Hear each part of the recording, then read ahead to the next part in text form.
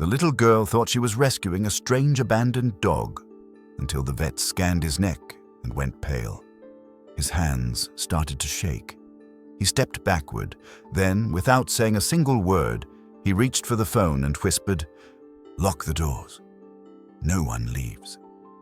Seconds later, police sirens screamed toward the building, and the dog lifted his head and stared at the front entrance, as if he already knew they were coming for him. The coastal fog was still thick over Harbor Falls when the Parker family pushed open the glass door of Harbor Falls Veterinary Clinic. The air inside smelled faintly of antiseptic and wet fur, a familiar comfort to most pet owners. Except today, the room felt strangely tense. Dr. Daniel Cole, a silver-haired veterinarian known for his calm under pressure, stepped out from the back hallway wiping his hands on a towel. He was used to treating everything from limping golden retrievers to barn cats that came in hissing like chainsaws. But the moment his eyes fell on the strange dog standing quietly at Ethan Parker's side, his posture stiffened just slightly. Just enough for someone observant to notice. Lily Parker noticed. "Morning, Doctor," Ethan said, forcing a cheerful tone. "We just adopted him yesterday. He's different." Dr. Cole studied the animal from a safe distance. The dog's coat, if it could even be called that, was barely more than a thin layer of dark silver fuzz stretched over lean, powerful muscles. His gait was silent, almost too controlled, and his mismatched eyes, one gold, one steel gray, followed every movement in the room with eerie precision. "And he won't eat," Lily added, holding her purse close. "He's alert all night, doesn't sleep, doesn't bark. We're worried something might be wrong with him." Sophie, the youngest, rested her hand lightly on the dog's shoulder. "His name is Echo," she whispered. "He listens to everything." Echo didn't turn his head, but one ear angled toward her voice. Dr. Cole forced a smile. "Let's get him checked out, all right? Why don't you all follow me to exam room 2? Inside, the dog hopped onto the exam table without being told. Dr. Cole blinked. Most dogs resisted, trembled, or at least needed coaxing. Echo behaved like he'd done this routine 100 times. The family huddled together on the opposite side of the room as the doctor began his exam. He checked the eyes, the ears, the heartbeat. Everything was oddly perfect. Too perfect. His heart rate was low, controlled, like that of a trained working dog, except calmer. His breathing barely shifted even when the cold stethoscope touched his skin. "Does he seem healthy?" Ethan finally asked. "Yes," Dr. Cole said slowly. "Healthy in ways I'm not sure I can explain." He reached for his microchip scanner. "This will just tell us if he was chipped before the shelter got him."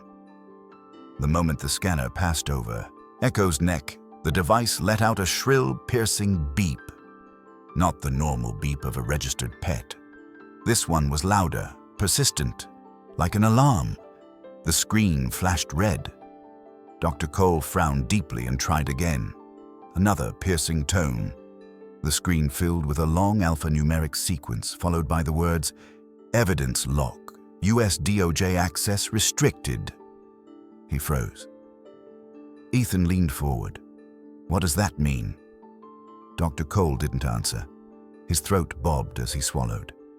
He set the scanner gently on the counter, palms suddenly damp. Machines didn't lie. Not this machine, and whatever Echo carried in his neck. It wasn't a standard pet microchip. "Is something wrong with the scanner?" Lily asked, her voice trembling. "No," Dr. Cole said quietly. "No, it's not the scanner." Echo didn't move, didn't growl, didn't even blink. He simply watched the doctor with that unsettling mix of intelligence and stillness. Sophie wrapped her arms around the dog's torso. "He's not sick, right? He's okay." Dr. Cole's voice softened. "I need to verify something. Please stay here." He slipped out of the exam room and gently closed the door behind him. But instead of heading to the front desk, He turned sharply, walking into his private office. He shut the door, locked it, and leaned against it for a moment, breathing hard. He'd only seen that code once before, years ago, during a mandatory training session about evidence handling in conjunction with federal investigations, and it was never supposed to appear on a civilian veterinary scanner. Hands trembling, he dialed a number he hadn't touched in years. 911. What's your emergency? This is Dr. Daniel Cole at Harbor Falls Veterinary Clinic. I need immediate contact with the Department of Justice's evidence tracking liaison. Priority level, I don't know. High. Very high. There was a pause on the other end. Sir, did you say evidence tracking? Are you handling forensic material? Dr. Cole ran a hand across his forehead. I have an animal here with a restricted federal evidence microchip. I need someone dispatched immediately. Another pause. Longer this time. We'll send units. Do not let anyone leave. Dr. Cole exhaled shakily. Understood? He hung up, staring at his phone as if hoping it might offer him answers. But all he felt was the heavy weight of dread settling between his ribs. Across the hall, the Parker family waited in confusion. Echo stood perfectly still on the table, ears pricked, eyes locked on the door Dr. Cole had disappeared through. He knew. Somehow he knew. Sophie held him tighter, though the dog didn't seem to register fear, only focus. A stillness sharper than tension, like anticipation. Mom? Noah whispered. Why did he lock the door? Before Lily could answer, Echo's head snapped toward the clinic's front window. His posture shifted, muscles tightening, ears forward, eyes narrowing. What is it, boy? Ethan asked. Echo didn't respond. But out in the hallway, Dr. Cole's office phone rang again. He answered it with a shaking hand. Cole? A deep voice said on the line. Confirm location. Federal units en route. Maintain visual on the subject at all times. Do not approach if it becomes agitated. I'm not sure it even blinks, Cole muttered. What's that? Nothing, the voice continued. Doctor, listen carefully. Do not tell the family anything yet. We need you calm and cooperative. This is sensitive. I gathered that. And keep the dog contained. Contained. The word made his stomach drop. He ended the call and forced himself back toward the exam room, hoping he could keep his voice steady. But as he pushed the door open, Echo turned his mismatched eyes toward him, eyes that reflected something almost human, something aware. Before Dr. Cole could speak, his phone buzzed with a notification, a message from an unknown encrypted number. Do not let them take the dog. They're coming. More than one faction. Be careful who you talk to. Cole felt the blood drain from his face. What factions? What was Echo? And why was this dog sitting calmly on his exam table like a soldier waiting for orders? He forced a breath and stepped inside, but his voice cracked slightly as he addressed the family. Everyone, I need you all to stay right where you are. No one leaves the clinic. Ethan frowned. What's going on? Before Cole could answer, Sophie innocently chimed. Echo's not bad. He saved me yesterday. Cole blinked. Saved you? Ethan nodded reluctantly. She slipped near the dock. Echo pushed her back before she fell. The dog watched Cole, head tilted, assessing. Cole's pulse raged. There was no turning back now, and then, as if the timing were scripted, the clinic's door chime rang. Hard footsteps followed. Voices murmured. A police radio crackled. They're here, Cole whispered. The dog didn't flinch. If you're enjoying these real stories of brave police dogs in action, don't forget to hit that subscribe button. Join our Paws of Courage community so you never miss a new mission, a new hero, or a new adventure. Your support helps us share more incredible canine stories. Thank you. Dr. Cole stepped back against the wall as the muffled sound of boots grew louder. The Parker family exchanged frightened looks, and Sophie hugged Echo tighter, as if shielding him from whatever was about to enter. Cole steadied himself just as the front door opened with force. Officers spilled inside, hands on their belts, eyes searching, and in the center of the exam room, Echo finally blinked. Slow, deliberate, like a warning. "Dr. Cole?" a voice called from the lobby. "We're here for the animal." And everything in the clinic seemed to stop. 24 hours earlier, the harbor, Haven Animal Rescue, looked nothing like the center of a federal investigation. On that breezy Saturday morning, it was simply a weathered coastal shelter tucked beside a row of wind-bent pines, with peeling blue paint and the distant sound of gulls circling the harbor. The Parker family stepped out of their SUV wearing the kind of hesitant optimism families have when hoping to bring home a new pet. Sophie clutched a small sketchbook to her chest. Noah carried his drone bag like he was preparing for an expedition. Ethan and Lily exchanged a look, half excitement, half uncertainty. Marianne Lopez, the shelter's manager, greeted them with the warm smile of someone who'd spent years doing the difficult work of rescuing animals in a small town where help wasn't always guaranteed. "Welcome to Harbor Haven," she said, brushing a stray gray curl behind her ear. "You folks looking to adopt today?" "We're hoping to," Ethan replied. "We just moved to town. The kids, well, they've been asking for a dog for months." Marianne laughed softly. "Kids usually don't ask. They campaign."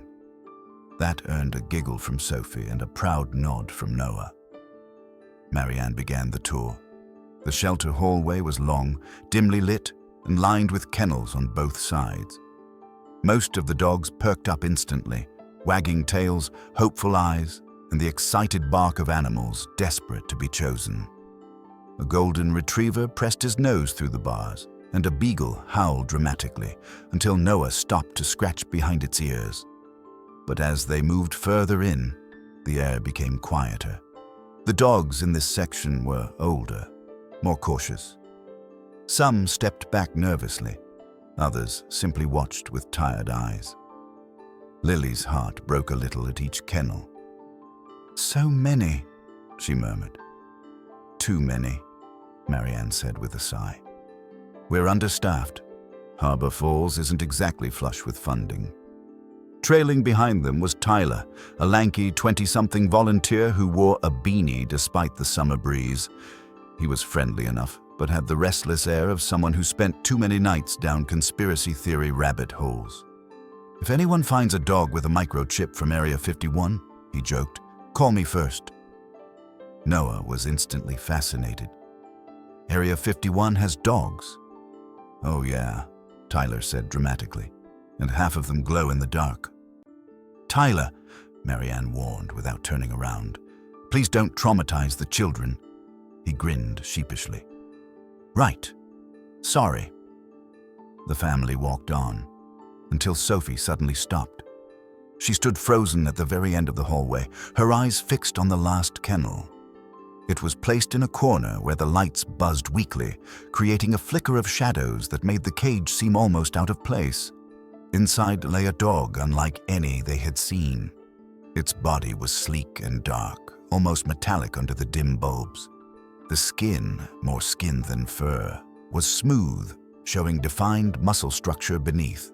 But it was the eyes that stopped Sophie in her tracks, one gold, bright and alert, the other a cold silver, reflective like a polished coin. The dog didn't bark, didn't whine, didn't even move. It simply watched. "Mom," Sophie whispered. "That's him." Marianne inhaled sharply. "Oh, him?" Her tone changed, more guarded now. "I wasn't planning on showing that one." Ethan looked from Sophie to the dog. "Why not? Is he dangerous?" "Not exactly." Marianne hesitated. "But he's unusual." "Unusual how?" Lily asked. Tyler chimed in before she could answer. "We call him Echo, like he's listening all the time." He leaned closer and whispered to Noah. Rumor has it he came in on a transport van that wasn't even from our network. No paperwork, no owner, no backstory. Just a crate and a weird note. "Tyler," Marianne snapped. "What?" He shrugged. "It's true." Marianne rubbed the bridge of her nose. "Look, the truth is, Echo was dropped off 2 weeks ago by someone who refused to give a name. The van had no shelter identification. They left him with a clipboard containing nothing but a line item number and a pre-printed release form. No medical history. Nothing." Ethan frowned. "That seems odd." "Extremely odd," she said. "I was told by phone by someone who didn't identify themselves that he wasn't to be adopted until further notice. And then they vanished. No follow-up, no calls." Sophie approached the kennel, her small hand brushing the metal bars. Echo didn't move at first, but his eyes shifted, slowly, deliberately, locking on to her. Then, without warning, he rose and walked toward her. His movements were silent, almost gliding. When he reached the bars, he sat down and tilted his head slightly, as if studying her face with the intensity of someone memorizing every detail. "He likes you," Noah whispered, sounding more awed than frightened. But Marianne stiffened. "He's never done that. Ever." Echo leaned forward, pressing his nose gently against the bars near Sophie's fingers. She beamed. "See, Mom, he's not scary. He's sad." The words hit Lily in a place she didn't expect. Something about the dog's eyes, especially the silver one, felt haunted, like he'd experienced far more than a normal dog ever should. "Can we see him outside the kennel?" Sophie asked hopefully. Marianne shook her head. "I'm not sure that's—" Before she could finish, Echo nudged the latch with his nose. There was a sharp click. The lock slid open. Marianne gasped. "He's never... How did he—" The kennel door creaked, and Echo stepped out calmly. Not in a rush, not aggressive. He walked straight past Ethan and Lily and sat down beside Sophie, pressing his body gently against her legs like he had known her forever. The hallway fell silent. "Well," Tyler muttered, "that's new." Ethan knelt cautiously, studying the dog's face. "He doesn't seem dangerous. Just precise." "That's the word," Marianne said softly. "Everything he does is deliberate." Lily swallowed. "He chose her." Marianne's brows knitted. "Dogs don't usually choose. Not like this." Sophie wrapped her arms around Echo's thick neck. The dog didn't flinch. His posture softened, and for the first time, he blinked slowly, a gesture that felt almost affectionate. Marianne exhaled heavily. "Look, I'm going to be honest. I wasn't supposed to adopt him out yet. The instructions were strange, and I don't like mysteries involving animals. But I've also never seen him bond with anyone. Not even remotely."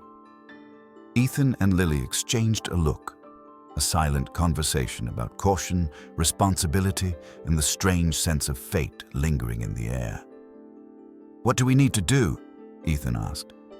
Marianne retrieved a clipboard from her desk. "You'll have to sign a waiver." She hesitated. "It's not like our usual paperwork." She handed it to Ethan. It contained only one ominous line. "Harbor Haven Animal Rescue assumes no liability in the event of reclamation by any authorized or unauthorized parties." Lily's eyes widened. "Reclamation? By who?" "That's the thing," Marianne whispered. "I don't know." But Sophie was already stroking Echo's head, and the dog leaned into her touch with a trust so complete it made Ethan's throat tighten. He signed the paper. Marianne sighed. "Then Echo is yours. Please, take care of him." As the family walked out of the shelter, with Echo pacing quietly at Sophie's side, Tyler called after them, "If anything weird happens, you know where to find us." Lily shot him a look. "That's not helping, Tyler." Outside, the wind carried the smell of salt and pine. Echo paused at the edge of the parking lot, lifting his head as if scanning the distant tree line. His mismatched eyes narrowed, not in fear, but calculation. Noah nudged Ethan. "Dad, is he looking for something?" Ethan wasn't sure. Maybe. But Sophie took Echo's leash and whispered, "Come on, buddy, let's go home." Echo followed her without hesitation, and somewhere behind the trees lining the shelter road, a dark SUV idled for a moment before rolling slowly back into the forest. The first evening Echo spent in the Parker home felt almost too peaceful, like the quiet before a summer storm. Their new house sat on a bluff overlooking Harbor Falls, where the ocean pressed against the cliffs with a rhythm that soothed most people. But not Echo. From the moment he crossed the threshold, he behaved less like a pet exploring a new home and more like a scout mapping unfamiliar terrain. He padded silently through each room with a precision that made Ethan's hair prickle. Echo didn't sniff aimlessly or wander the way most dogs would. Instead, he paused at corners, checked windows, and pressed his nose lightly against every doorframe, as though checking for something invisible. Noah watched with fascination. "It's like he's scanning," he whispered. Lily tried to laugh it off. "Scanning for what?" "Dust bunnies." But the unease in her voice gave her away. Sophie, unaware of any tension, followed closely behind Echo, her small fingers resting on his back. He accepted her touch instantly, almost protectively, but he barely acknowledged anyone else. When Ethan approached to pat him, Echo's posture stiffened. Not aggressively, just watchfully. "He's fine, Dad," Sophie assured him. "He just needs time to settle." Maybe she was right, Ethan thought. Maybe Echo was simply adjusting. Still, something about the dog's silent alertness nagged at him. As the sun dipped toward the horizon, Lily worked in the kitchen preparing dinner.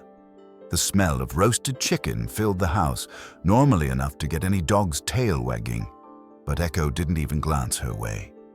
His eyes stayed fixed on the large living room window facing the backyard and the darkening tree line beyond.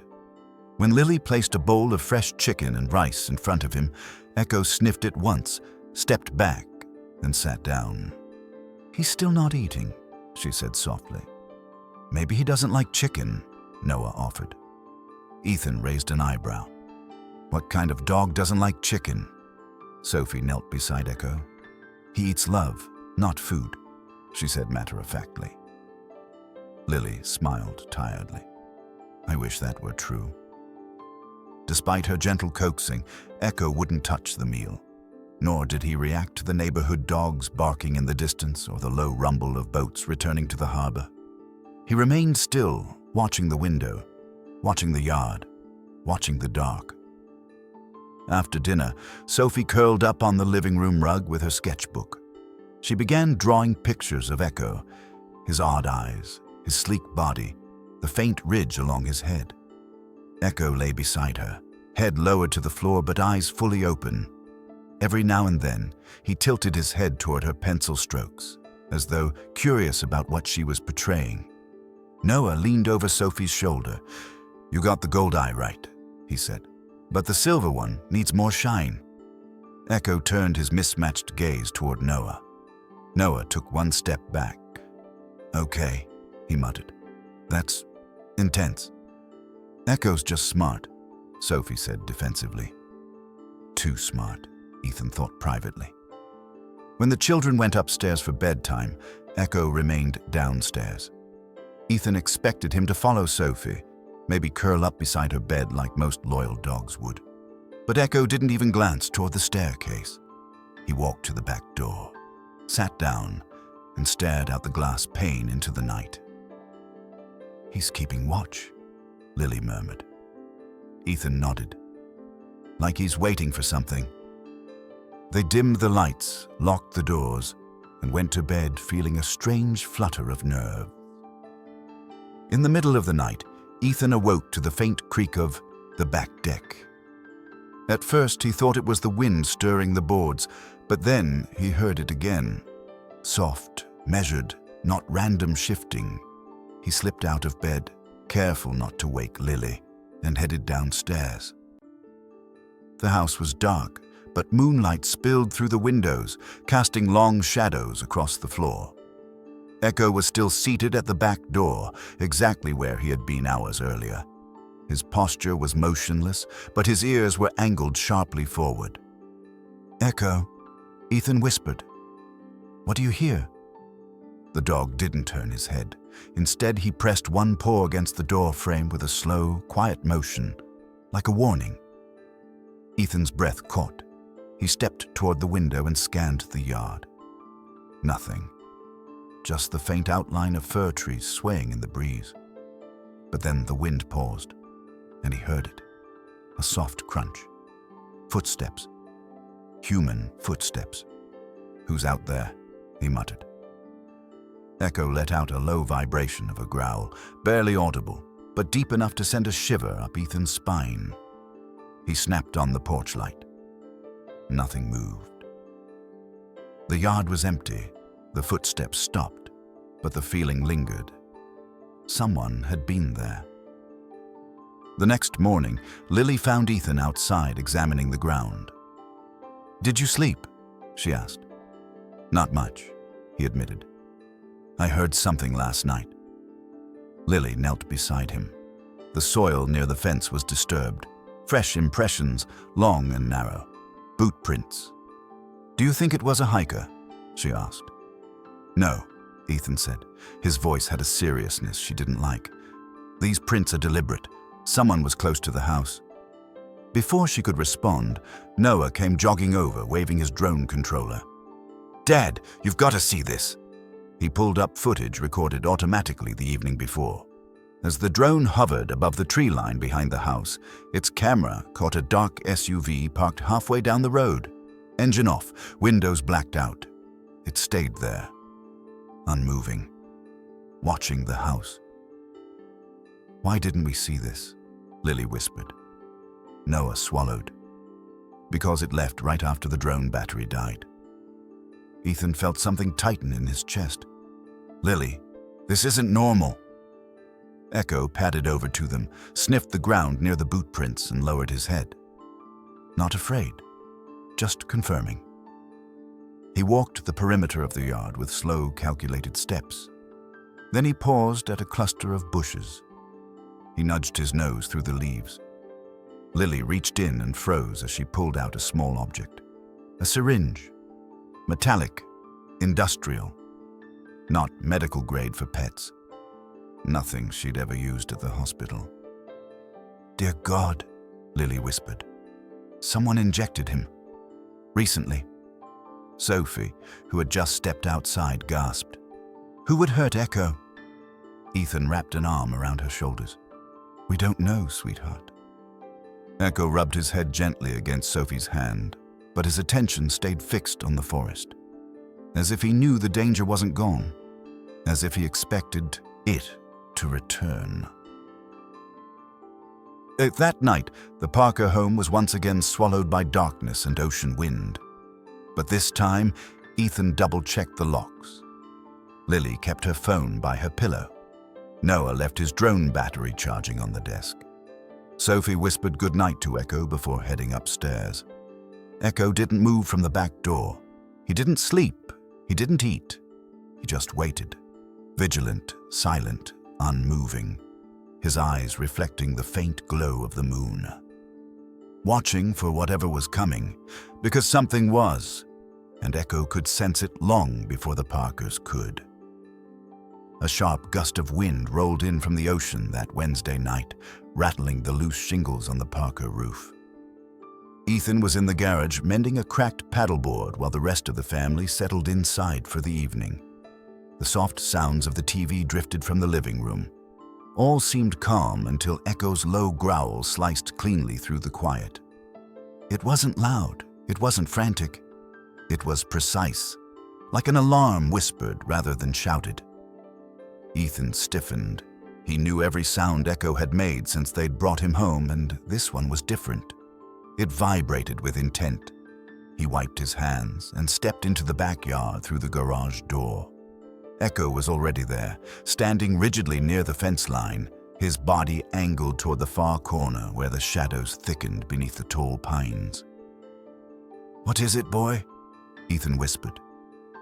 Echo's ears pricked sharply, his tail lowered, his muscles bunched, not in fear, but readiness.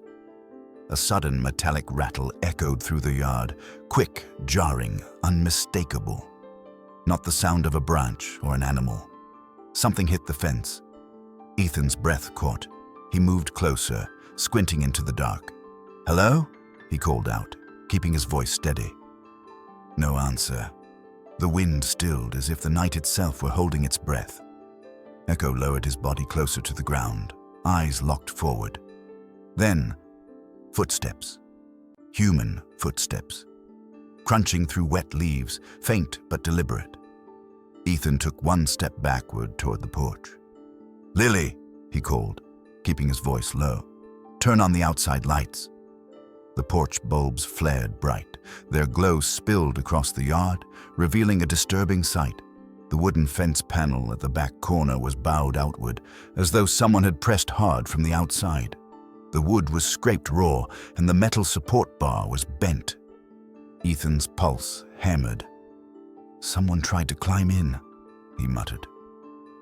Before he could examine further, Echo surged forward, muscles taut, a guttural growl ripping from his chest. He lunged toward the fence so suddenly that Ethan had to grab the collar instinctively. Echo didn't snap at him. He simply strained forward, intent on the tree line. "Easy, boy, easy." Echo wasn't listening. His eyes glowed faintly in the porch light, and his breath was sharp, controlled, focused like a trained sentinel.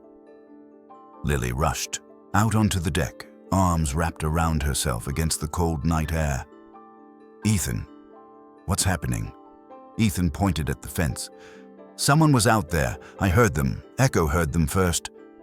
Noah appeared behind her with his drone controller still in hand from earlier. "Dad, something else is there." Echo suddenly jerked left, dragging Ethan a step forward, his nose diving toward a patch of earth near the bushes. He sniffed, circled once, then stopped dead still. Ethan followed his gaze. A faint glint caught the light, metal buried beneath a thin layer of grass. He bent down and picked it up between two fingers. A syringe. Industrial grade, heavy, with a long steel needle. Not the disposable plastic type used at veterinary clinics. Ethan worked search and rescue for years. He'd seen syringes like this only in specialized medical kits used for tranquilizing large or dangerous animals. Lily gasped softly. "Ethan, that's not a hospital syringe." "No," he said quietly. "It's not." Noah leaned closer. "Someone tried to drug Echo. Or someone did," Ethan replied grimly. Echo sniffed the syringe once and let out another low rumble, his ears pinned tight against his head. He wasn't afraid. He was angry. Sophie, still inside watching through the sliding doors, placed a tiny hand against the glass. "Dad, is someone trying to hurt him?" Ethan forced himself to speak gently. Maybe someone thought he was lost and tried to catch him. Sometimes people aren't careful. But even as he said it, he knew the words didn't fit. None of it made sense. The dark SUV Noah had spotted with his drone, the untouched food, Echo's sleepless vigilance, and now a tranquilizer syringe hidden in the bushes. This wasn't some neighborhood kid playing pranks. This was deliberate. That night, after the kids went upstairs, Ethan set the syringe on the dining table and studied it. Lily paced the floor, arms crossed, brows furrowed as she thought aloud. "It could be from someone who wanted to steal him," she said. "Purebred dogs get stolen all the time." "He's not purebred," Ethan replied. "He's something else." Lily turned sharply. "Something else? What's that supposed to mean?" Ethan rubbed the back of his neck. "I don't know, but I've never seen an animal behave the way he does. He hears things we don't, sees things before they happen, and those prints outside weren't left by a teenager. Whoever was out there meant business." A chill seeped through Lily. So what do we do? We take him to the vet tomorrow, Ethan said firmly. A real exam. Maybe he has a medical condition. Maybe he's been part of something we don't understand. Or maybe, Lily whispered, someone is coming back for him. Upstairs, Sophie couldn't sleep. She sat up with Echo lying beside her bed. The dog didn't rest. He simply remained perched like a guardian statue, ears angled toward the hallway. Echo, she whispered, are you scared? Echo didn't move, but his tail tapped once, a small, reassuring thump against the hardwood floor. The next morning was fog-heavy, with a gray sky pressing low over the harbor. Ethan held the syringe in a sealed bag as he loaded Echo into the back seat. Noah and Sophie climbed in quietly, their usual chatter dimmed by worry. Lily stood on the porch, staring out at the yard, the bent fence panel and disturbed earth still raw reminders of the night before. When she finally climbed into the passenger seat, she looked at Ethan. We need answers today. Ethan nodded. We will get them. But as they drove toward the vet clinic, Echo did something he'd never done before. He turned away from the window, lowered his head between the seats, and set one paw gently on Sophie's arm. She smiled faintly. You're going to be okay, Echo. I promise. The dog didn't wag his tail. Instead, he fixed his mismatched eyes on her face with an expression Ethan had never seen in any animal he'd ever known. A kind of understanding, a kind of farewell. Lily saw it too. She reached back and stroked Echo's head. Don't you dare say goodbye, she whispered. We're just getting started. But Echo held her gaze a moment longer, then turned back to the window, watching the road unwind ahead of them. And somewhere in the pine woods along Harbor Road, the black SUV from the day before sat parked again, engine off, windows black, waiting. The Parker family didn't notice, but Echo did. His ears twitched, his posture stiffened, and for the first time since the Parkers had brought him home, he let out a sharp, unmistakable bark, short and urgent. A warning. Something was closing in. The Harbor Falls Veterinary Clinic was quieter than usual that fog-heavy Saturday morning, the kind of quiet that settles before something important or dangerous happens. As the Parker family stepped inside, Echo walked at Sophie's side with deliberate calm, his gaze scanning every corner of the waiting room. Not a single movement escaped him, not even the flutter of the magazine pages under the ceiling fan. Dr. Daniel Cole greeted them with a steady smile, though a faint crease of concern lined his forehead. Morning, Parkers. Let's see what's going on with Echo today. He led them to exam room 2, the same room where he had treated countless pets over the years. But today felt different.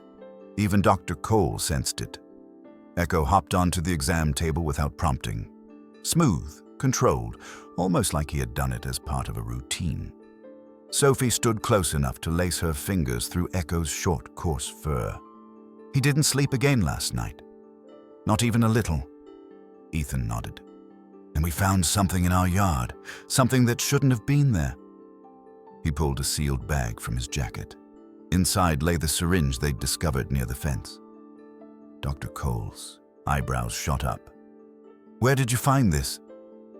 Near the bushes, Ethan said, after Echo reacted to something or someone outside. Dr. Cole didn't touch the bag. He examined it from a distance, lips pressing into a thin line. That's not veterinary equipment, he said quietly. And it's not civilian either. Lily swallowed. You recognize it? Let's just say I've seen equipment like that used by specialized agencies, the kind that don't advertise their work. Noah shivered. Like the government. Dr. Cole didn't answer. Instead, he turned back to Echo.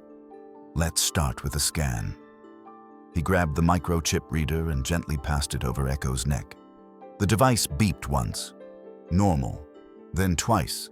Strange. And then, a sharp, high-pitched alarm filled the room. The screen flashed violently red. A massive block of text glowed back at them. Evidence lock. DOJ classified asset access. Restricted do not release. Lily's hands flew to her mouth. What does that mean? Dr. Cole couldn't answer at first. He stared at the screen as the color slowly drained from his face. A thin line of sweat appeared near his temple. Sophie clutched Echo tighter. Is he sick? Dr. Cole forced himself to speak. No, he's not sick. This isn't medical. This is something else. He scanned again to be sure, and the same alarm blared through the room. Doctor, Ethan said firmly, tell us what that means. It means, Dr. Cole said slowly, Echo is linked to a federal evidence database. Not a pet database, not military identification. Evidence, something tied to A-level investigation. Lily's voice trembled. Evidence of what? I don't know, Cole admitted, but someone put this chip in him for a reason. Echo sat perfectly still, though his mismatched eyes flicked toward the exam room door, watching, waiting. Dr. Cole tried to maintain calm. Let me run a quick blood panel, just to make sure his odd behavior isn't medical. He drew a sample quickly, almost mechanically, then excused himself. I'll be back in a minute. The moment the door closed behind him, Echo's ears twitched. He tilted his head, listening to something beyond the walls, something none of the humans noticed. Sophie felt him tense beneath her hand. It's okay, she whispered. We're right here. But Echo didn't relax. Inside the lab, Dr. Cole worked with growing urgency. The blood sample was unlike any he'd seen. There were faint traces of compounds he couldn't identify, chemical signatures belonging neither to tranquilizers nor painkillers, but they resembled something else. Something he remembered only vaguely from a conference lecture given by a behavioral neuroscientist years ago. Enhanced neural chemicals, steadying agents, the kind used to stabilize animals trained beyond typical working thresholds. He felt his stomach knot. He had to call someone. Hands shaking, he wiped them on his coat and stepped into his private office, closing the door with a soft click. Then he dialed a number printed on an old laminated card. Emergency federal contact for evidence handling anomalies. The line picked up instantly. Department of Justice Evidence Liaison. State your code. Dr. Cole cleared his throat. Dr. Daniel Cole, Harbor Falls Veterinary Clinic. I'm reporting a restricted microchip identification. Silence. Then, describe the subject. A dog, Cole said. Male, unknown breed. Microchip reading shows. High-tier evidence classification. Another long silence. Then the voice said sharply, secure the building. No one leaves. A response team is en route. Cole swallowed. How long? 10 minutes. His breath caught in his throat. 10 minutes? Keep the animal contained. Do not attempt to restrain it physically. Do not disclose information to civilians. Agents are on the way. The line went dead. Dr. Cole reached for the doorknob, and then his office phone buzzed again. A text message. From an unknown encrypted number. Do not let them take the dog. They are not the only ones coming. Be careful who you trust. Dr. Cole's pulse pounded in his ears. Two sides, two agendas, and he was caught squarely in the center. He stepped back into exam room 2, trying to mask the dread on his face. Everyone, he said quietly, I need you to stay in this room. Do not step into the hallway. Ethan rose. Why? What's happening? Dr. Cole opened his mouth to speak. But at that moment, Echo's gaze snapped toward the front of the clinic. His muscles stiffened, his ears sharpened. He emitted a low, steady growl. Then came the sound. Boots, heavy, dozens. Marching. Lily's grip tightened on Sophie's shoulders. Ethan. The clinic lights flickered. A police radio squawked from the reception area, and then a voice boomed through the building. Dr. Daniel Cole, this is Special Agent Ramirez with the Department of Justice. We're here for the animal. Echo didn't move. He just stared at the door, unblinking, calculating, bracing. Sophie leaned down and whispered, "It's okay, Echo. They won't hurt you." But Echo kept watching the door, as if he knew better, as if he knew exactly what was coming. The knob turned. Boots stopped outside the exam room. The air thickened. "Doctor," the woman's voice said, "open the door." Dr. Cole took a breath. He reached for the handle, and Echo tensed, not in fear, but in readiness. The door to exam room 2 edged open, just enough for the fluorescent lights of the hallway to spill across the floor. Special Agent Carla Ramirez stepped inside first, a woman in her 40s with sharp eyes, a calm posture, and a badge displayed clearly on her vest. 2 uniformed officers followed behind her, their hands hovering near their belts. "Folks," Ramirez said evenly, "we're not here to harm anyone. But we need to take custody of the animal." Ethan shifted protectively in front of his family. "Why? What's going on?" Ramirez hesitated, studying Echo. "That dog is connected to an ongoing federal investigation, one that has wide-reaching implications." Sophie wrapped her arms around Echo's neck. "He didn't do anything wrong."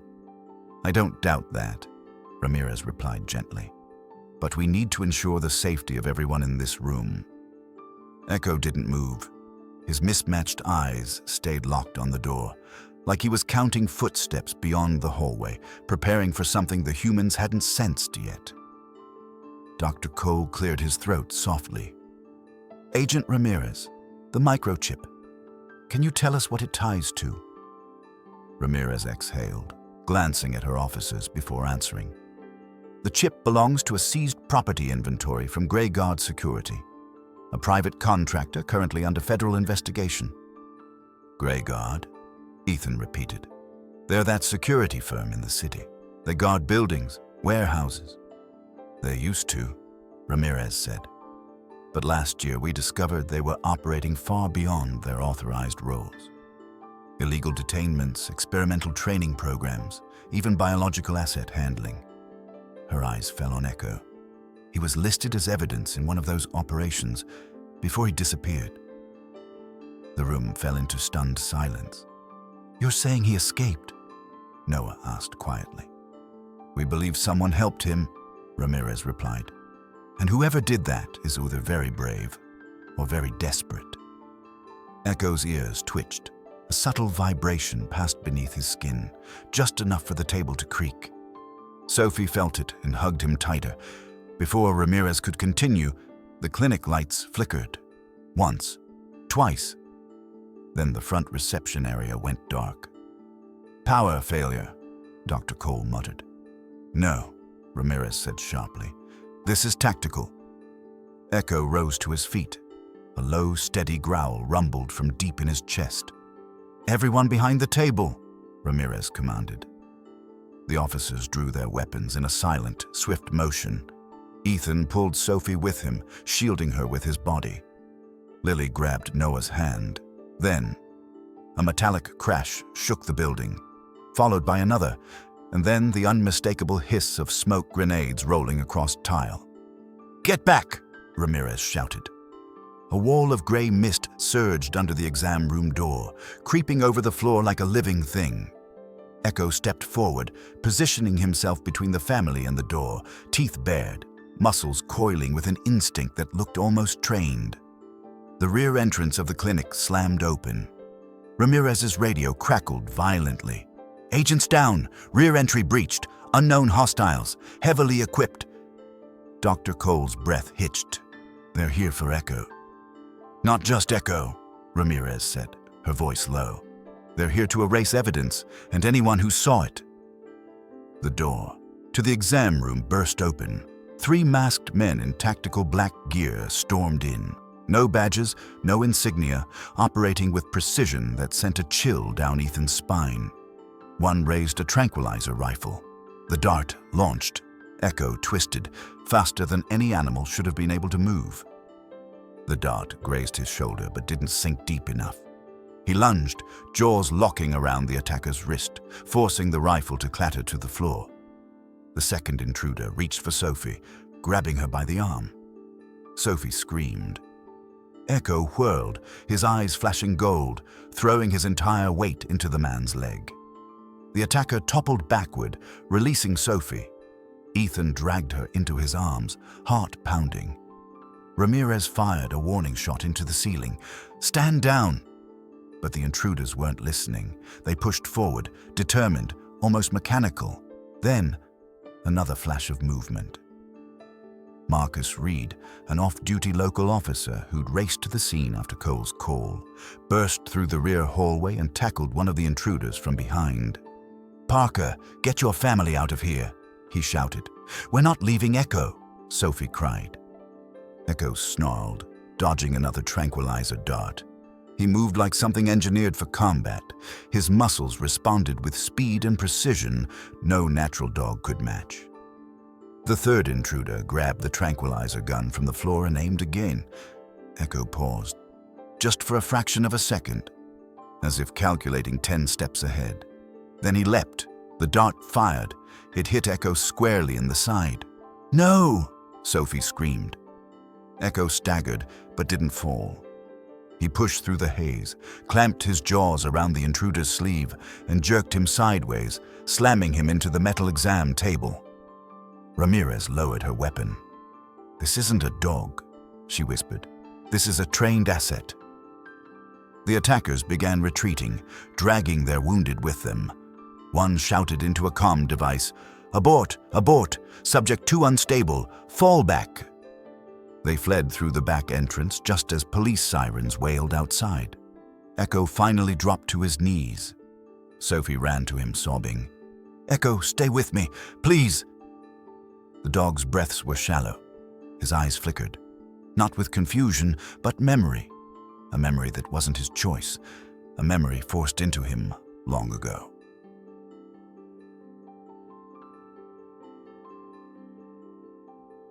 A dark room.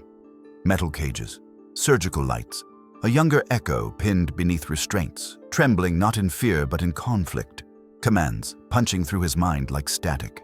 A woman, Dr. Laura King, kneeling beside him, whispering urgently, "I'm going to free you. I won't let them use you again." She cut the data strip from his implant, severing it from remote access. "Run!" she cried. "Run before they find you." Alarms blared. Doors slammed. Footsteps chased him through sterile hallways. He ran. He did not look back. Psi snapped open. He pushed himself up, refusing the tranquilizer's pull. Ramirez knelt beside him, breath unsteady. "I need to know," she said softly. "Who helped you escape?" Echo didn't respond. He simply turned his head towards Sophie, pressing his nose into her hands as if to reassure her that he was still here, still choosing her. Dr. Cole stepped forward. "Agent Ramirez, we need to stabilize him." "We also need to leave," Ramirez said. "Right now. If Greyguard sent a retrieval team, they'll send another." "Why?" Ethan demanded. "Why risk so much for a dog?" Ramirez looked directly at him. "He's not a dog," she said quietly. "He's a prototype, one of the last from the Cerberus Program. Engineered obedience, engineered strength, engineered instinct." Lily's knees weakened. "Engineered how?" Ramirez hesitated, then answered, "With methods that should have never existed." Outside, more police sirens arrived. Inside, Echo leaned against Sophie, worn and trembling but still alert, still guarding. Ramirez stood. "We need to get him under federal protection, immediately." Echo lifted his head weakly and growled. Low. Warning. Toward the front door. Because outside, beyond the sirens and flashing red lights, a black SUV rolled to a silent stop at the far end of the parking lot. The same one Noah had filmed. Ramirez swore under her breath. "Everyone move. Now." Echo forced himself to stand. The fight wasn't over. It was only beginning. By the time the Parker family made it home under federal escort, The sun was already sliding behind the pines, leaving the property washed in a tense blue dusk. The air smelled of ocean mist and something else. Anticipation, maybe danger. Echo moved stiffly despite the tranquilizer still dulling his muscles, yet he refused to be carried. He walked beside Sophie, each step deliberate, like he was preparing himself for what he already sensed would come. Agent Ramirez set up her command station at the kitchen table. Her team placed 2 unmarked SUVs at the end of the driveway while Officer Marcus Reed remained inside, keeping watch through the living room window. The Parker home, usually warm, bright, and buzzing with kid laughter, felt more like a checkpoint than a house. "Will they come back?" Lily asked quietly as Ramirez marked positions on a map. "They will," Ramirez said without hesitation. "Grayguard doesn't leave loose ends, especially not ones that can testify against them." Ethan stiffened. "Testify? He's a dog." Ramirez gave Echo a long, evaluating look. "He's more than a dog, and Grayguard knows it." Echo blinked slowly, as if confirming her word. Mrs. Green, the Parkers' observant neighbor, appeared at the back door carrying 2 flashlights and a thermos of hot tea. Saw the squad cars, figured something happened. She fixed her gaze on Echo. "He's been watching that fence line since you got him. Now I know why." Lily sighed. "He knew danger was coming before any of us did." Mrs. Green nodded. "Some creatures sense truths we ignore." As night deepened, the house settled into an uneasy rhythm. The kids stayed close to Echo. Sophie rested her head on his side, whispering stories to comfort him even though his breathing was shallow and tired.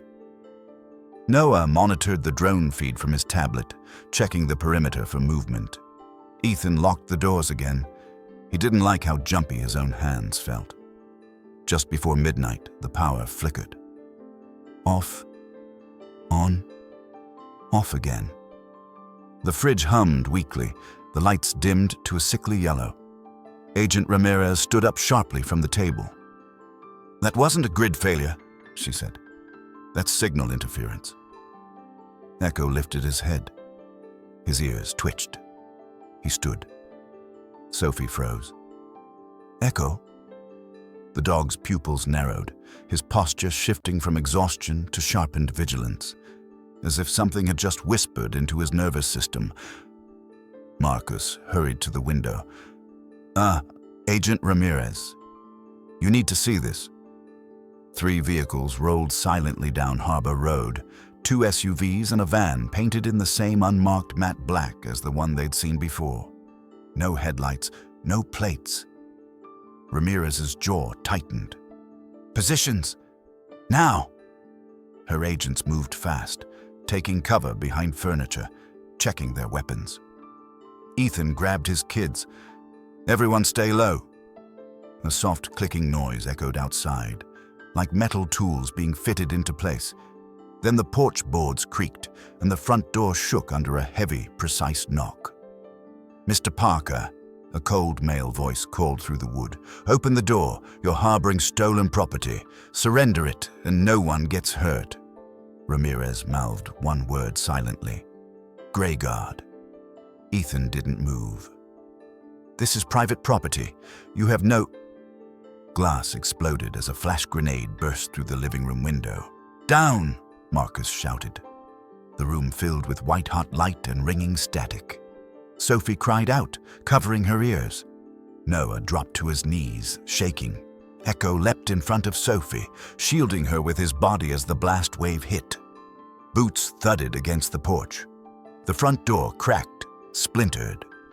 Ramirez dragged Lily and Noah toward the kitchen while Marcus fired warning shots toward the entryway. But Echo was already moving. The tranquilizer slowed him, but not enough to stop him. He lunged at the intruder climbing through the shattered window. His jaws clamped down on the man's forearm, forcing the weapon to fall. The intruder kicked hard. Echo slid but regained his stance immediately. A second attacker shot a tranquilizer dart, close range. It sank into Echo's shoulder. "No!" Sophie screamed. Echo staggered, legs nearly buckling. But he pushed through it, charging the man and knocking him into the bookshelf so hard the shelves collapsed. "Ramirez!" Marcus shouted. "More on the side yard."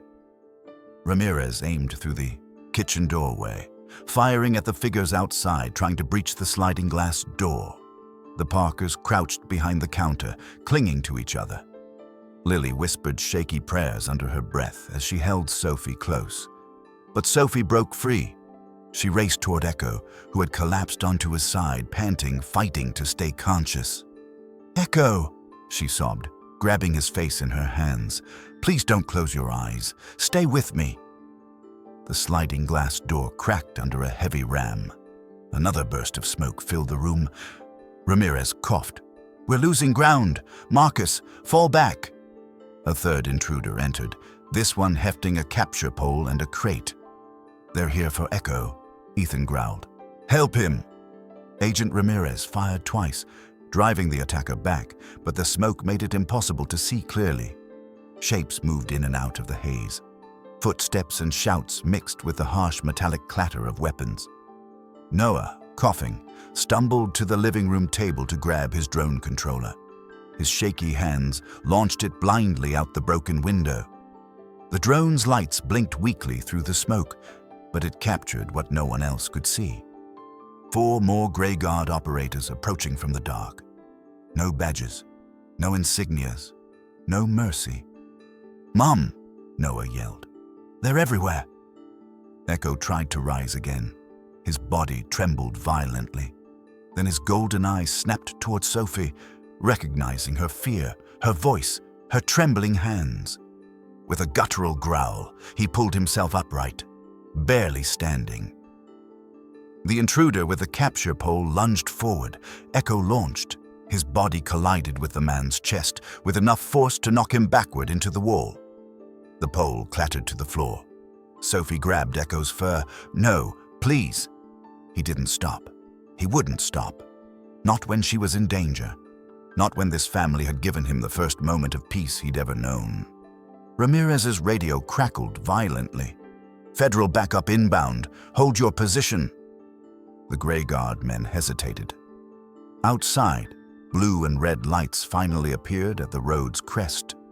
The intruders retreated, dragging their injured partners. They vanished into the tree line within seconds, leaving behind shattered glass, smoke, and chaos. The house fell silent except for Sophie's sobs and Echo's uneven breathing. Ramirez lowered her weapon. "Everyone okay?" Ethan nodded shakily. "I think so." But Sophie didn't answer. She was kneeling beside Echo, her hands cupped around his face. His breathing was ragged, his body limp. His eyes, still open, watched the door long after the threat had disappeared. "Echo," Sophie whispered, tears dripping onto his fur. "You saved us. Again." Echo touched his nose weakly to her palm. A silent promise, a silent goodbye. "No," Sophie whispered fiercely. "You're staying. You belong here." Ramirez knelt beside them. "We have to move him, and we have to move fast.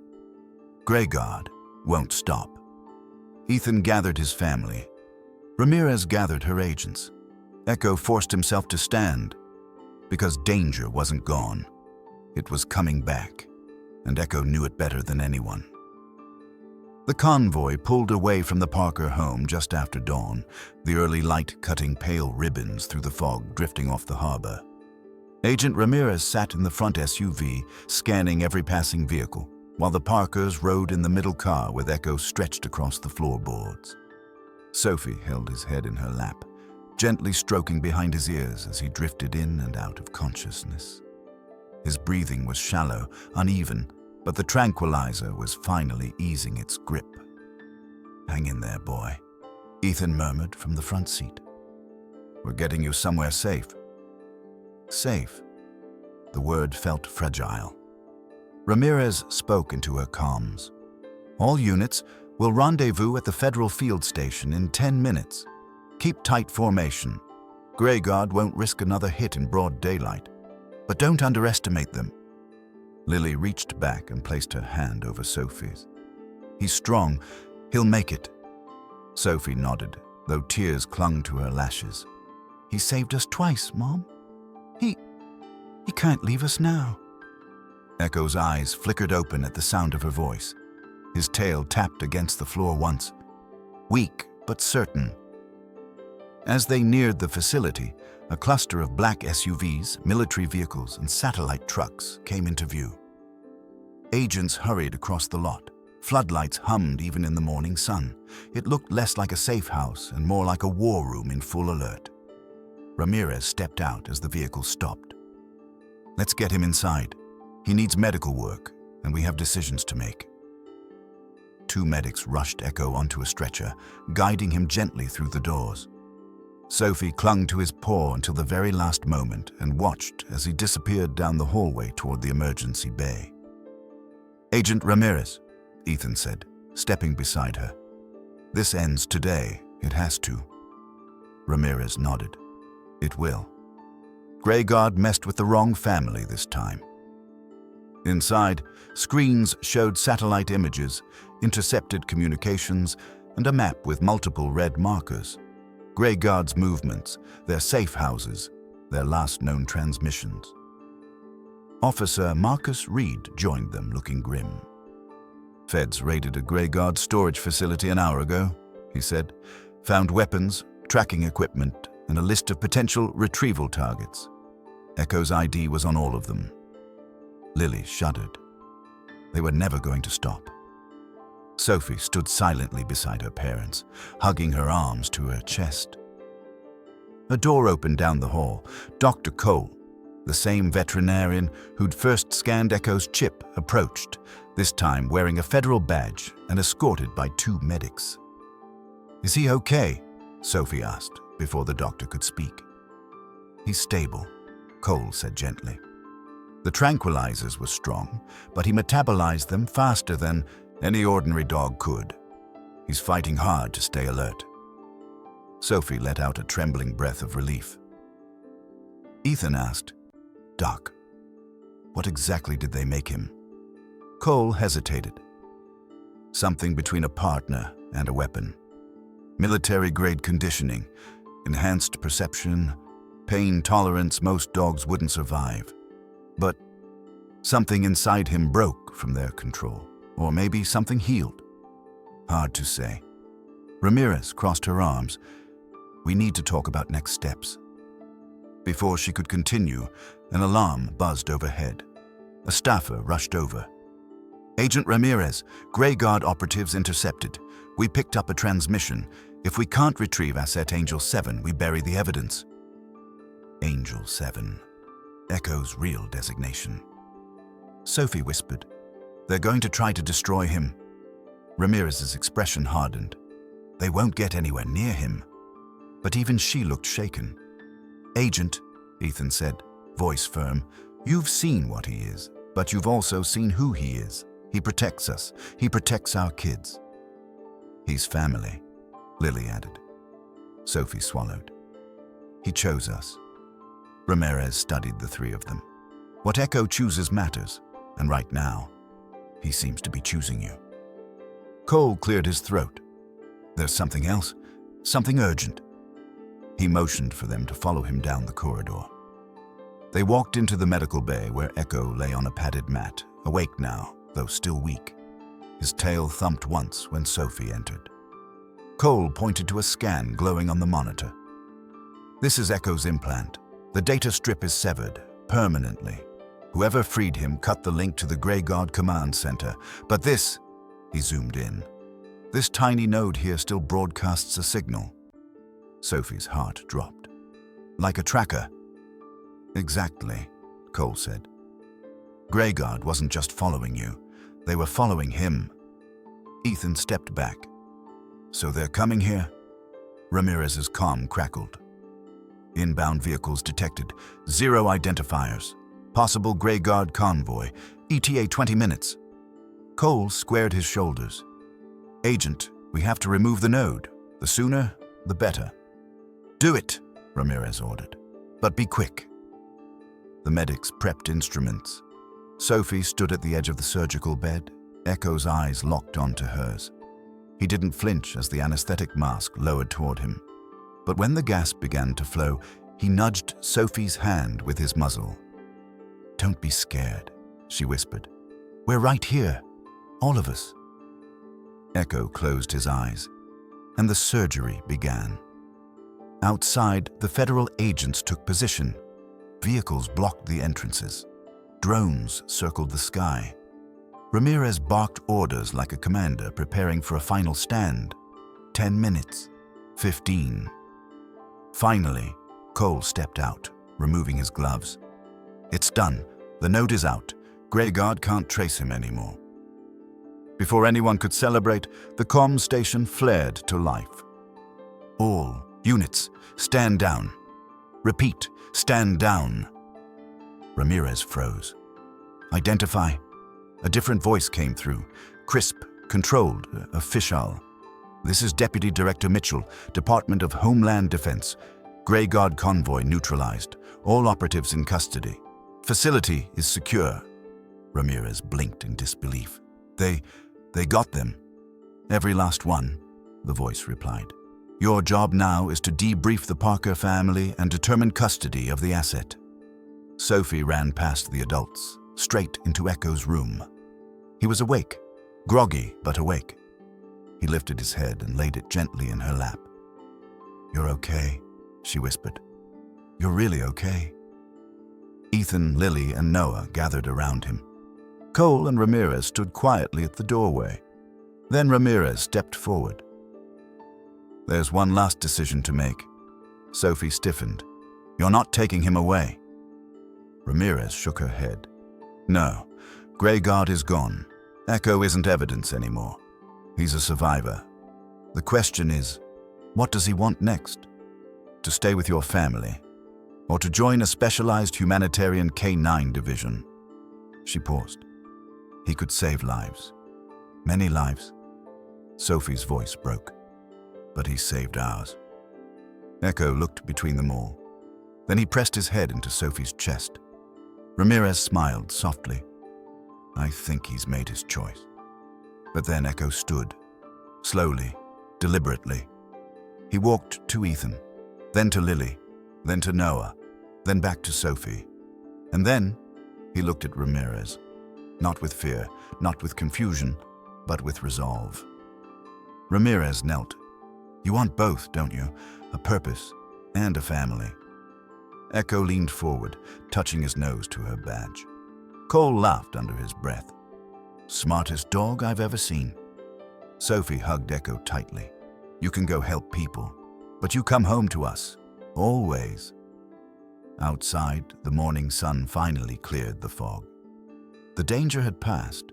Greyguard was gone, the Parkers were safe, and Echo had found more than freedom. He'd found a purpose, a family, and a world that finally understood him.